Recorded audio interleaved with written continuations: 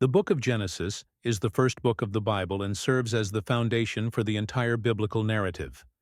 It can be divided into two major sections. Chapters 1 through 11 tell the story of God's relationship with all of humanity. Then, from chapters 12 to 50, the focus shifts to one man chosen by God, Abraham and his family. These two sections are connected by a central theme: the promise that God will restore the world through a special descendant. The story begins with God bringing order to chaos, creating a world full of beauty and life. At the pinnacle of his creation, he forms human beings, called Adam in Hebrew, in his own image and likeness. This means they have a unique role: to reflect God's character and rule over creation on his behalf. To accomplish this, God blesses them and gives them a home in the Garden of Eden, a perfect place where they can begin shaping the world. But they have a choice to make. In the garden, there is the tree of the knowledge of good and evil, a symbol of the freedom God gives humans to determine their path. Until that moment, God alone defined what was good and evil. But now the humans must decide: will they trust God, or will they try to define good and evil for themselves? At this crucial moment, a mysterious figure appears: the serpent. It challenges God's order, convincing the humans that if they eat the forbidden fruit, they will become like God. But here lies the great irony: they were already made in God's image.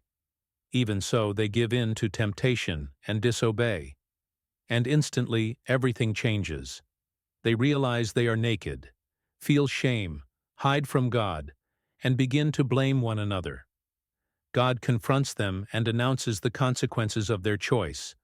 Pain enters relationships, work becomes difficult, and one day, death will be inevitable. Yet, in the midst of this bleak reality, God makes a mysterious promise: a descendant of the woman will crush the serpent's head, bringing redemption. Humanity multiplies, but rebellion against God continues. Adam and Eve have two sons, Cain and Abel. Consumed by jealousy, Cain kills his brother and distances himself even further from God. Violence and corruption spread so much that God decides to cleanse the earth through a great flood. Only one righteous man is spared: Noah. God instructs him to build an ark, to save his family and the animals. For 40 days and 40 nights, rain pours down, covering the entire earth. When the waters recede, Noah makes a new covenant with God, and as a sign of this promise, a rainbow appears in the sky. But humanity's story follows a familiar pattern of failure. Over time, people develop new technologies, such as bricks, and decide to build something grand: the Tower of Babel. Their goal is not to honor God, but to make a name for themselves. God intervenes, confusing their languages and scattering them across the earth.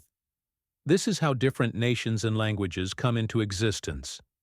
Up to this point, history is a cycle of opportunities and failures. God gives humanity chance after chance, but people continue to choose their own way, drifting further from Him. However, the promise of the descendant who will defeat evil still stands. And this promise begins to take shape in the second part of Genesis, with Abraham.